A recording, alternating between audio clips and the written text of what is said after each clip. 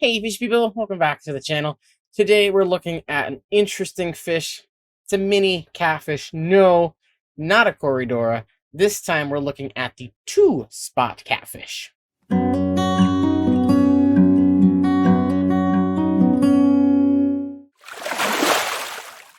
two-spot catfish, or the Macronus bimaculatus, it's on the screen for y'all, is a freshwater fish that is found in the peat swamps of Sumatra. So this water is extremely stained with tannins.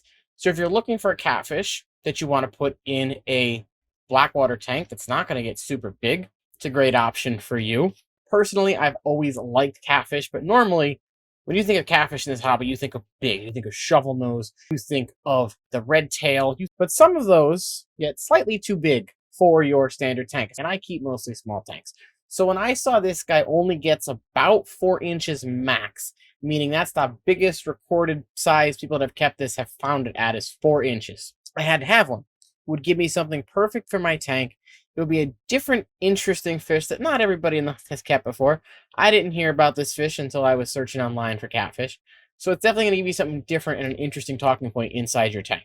So this species of catfish has a reddish, brickish, brown color to its body. And of course, it's got 2 spots. It's got one on either side, just behind their gills. Now, as I mentioned, these are only going to get around 4 inches. I've had mine for a little over 2 years now. I have attempted to measure him a couple times. I can get the ruler up against him while he's by the glass. He's about 4 inches. He's either a little over 4 or a little under 4. He's never been fully straight for me, sadly, so I can't get a completely accurate measurement, but he's right at that 4-inch mark at least. Now, as far as tank size goes, it really depends on what kind of environment you want to keep your 2-spot in. If you're just going to keep one 2-spot catfish in a tank with maybe some snails or some shrimp, you can easily keep one in a 10-gallon tank. Would I want to keep a 4-inch fish in a 10-gallon tank? Not this fish.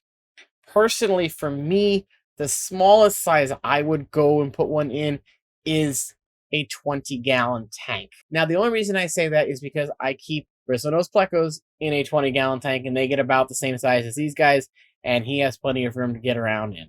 The 20-gallon just gives him a little more wiggle room, width-wise and length-wise, to swim around a bit more, because mine has been active and does swim around the tank. It'll also give you, as the keeper, ample room to give them a little hidey hole where they can get in a cave, piece of PVC pipe, something they can claim as their own. For parameters, we're looking at a pH range of 4 to 7. I would not go any higher than 7 because you have to remember, these guys come from peat swamps, so the water is extremely acidic. So the more on the acidic side you can keep these at, the better. Honestly, I probably wouldn't go above 6.5 just because they are, again, from acidic water. Temperature range of 74-ish up to 86. You can keep them a little cooler, maybe down to 72. Mine lives in a community tank, and that tank sits at a roughly 77 degrees. It might go down to 76 or up to 78, just depending on the temperature of my room. The other good thing about these is they're an extremely peaceful fish. Normally you think catfish, if it fits in their mouth, they're going to eat it. These guys are rarely peaceful when it comes to being a catfish. Mine is housed with chili rasboras, ember tetras, neon tetras, cardinal tetras, all things that are small, especially those chili rasboras and ember tetras. Those are really tiny fish, and he has not predated on them at all. I also keep him in there with my bloodfins, Siamese algae eater, rams, Congo tetras, other things. Now, I've never even seen him go at the Corridoras when they're eating their food at the bottom. I'll throw in some Hikari carnivore pellets into the bottom, and the Corridoras and him go crazy for it.